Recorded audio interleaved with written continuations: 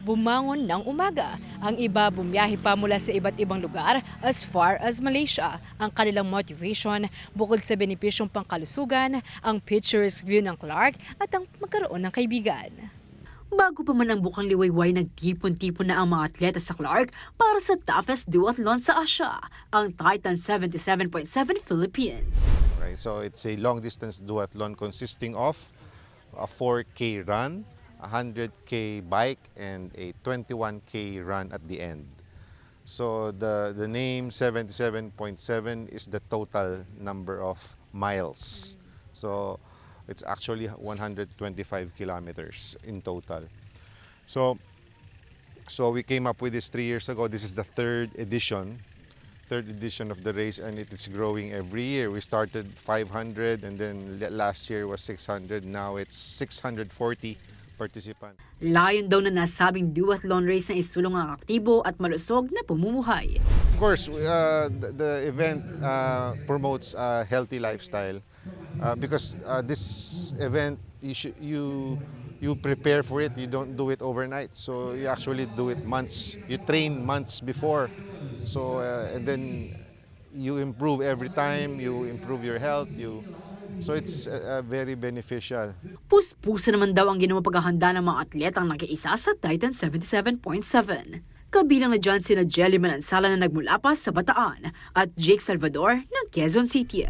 Natulog ng maaga, tapos nag-carbo loading, then pinrepare lahat ng mga kailangan para hindi mag-cramming. Nag-effort maglagay ng volume sa bike, na train, sa kasuran. Ayun.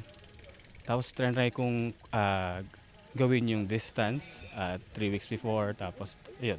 Nagbigay din ng mga atleta ng ilang tips para sa mga nais maging fit and healthy sa pamamagitan ng two-sport race.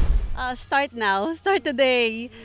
Mag-start sa walking, mag-discourage pag nakikita yung mga malalakas agad kasi it's a journey. At challenging na race, naging mas enjoyable naman daw dahil sa magandang venue.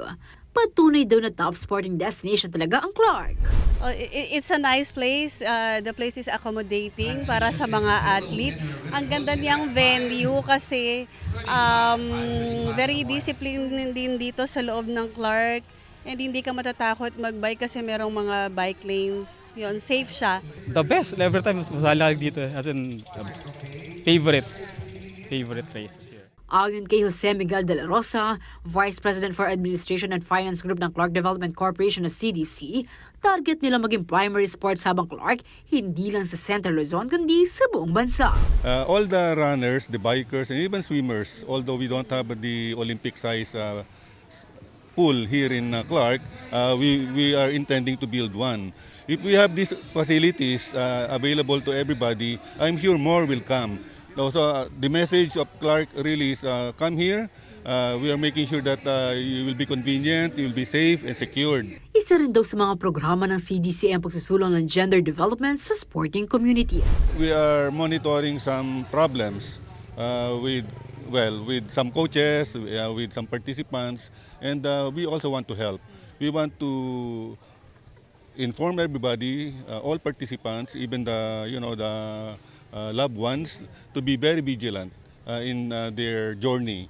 Samantala, bukod sa sports facilities, mayroon ding hotels and restaurants sa loob ng Clark na maaaring mag-accommodate sa mga atleta.